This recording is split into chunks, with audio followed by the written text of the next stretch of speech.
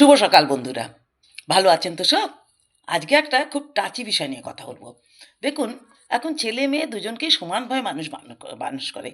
ছেলে-মেয়ে একজন না একজন থাকলেও হয়, ছেলে-মেয়ে দুজন থাকলে তাদের দুজনকে সমান শিক্ষা দেয়া হয়।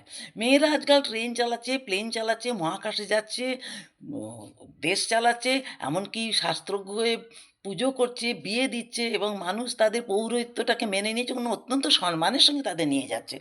সেখানে এই কনকাঞ্জলি সিস্টেমটা বন্ধ হওয়া দরকার।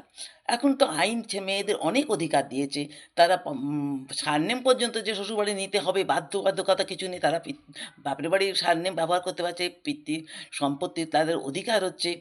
এখন ছেলেরা তো বিয়ে করতে যাওয়ার আগে কখনো বলে না যে আগের মতন যে তোমার দাসী আনতে যাচ্ছি। এখন বলে হয় বউ আনতে যাচ্ছি, নয় তোমার সঙ্গী আনতে যাচ্ছি। তাহলে এই কনকাঞ্জলি সিস্টেমটা কেন বন্ধ হবে না?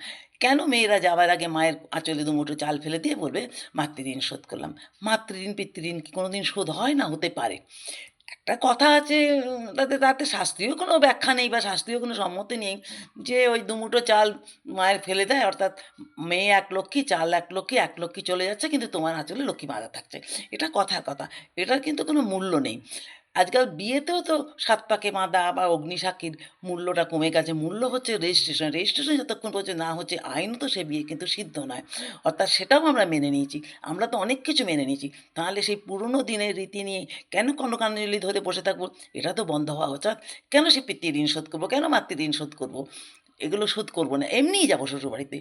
সেই কথাটা আপনারা যদি আমার সঙ্গে একমত হন, আপনাদের যদি মনে হয় যে হ্যাঁ, এটা বন্ধ হওয়া দরকার, তাহলে সবাই এগিয়ে আসুন। সমাজ পরিবর্তনে সবাইকেই এগোতে হবে। যদি একমত হন তো লাইক, কমেন্টস করে আমার সঙ্গে থাকবেন। আমি আরও বিভিন্ন বিষয় নিয়ে আলোচনা করব। আলোচনা করতেই তো এসেছি। নমস্কার, আবার দেখা হবে।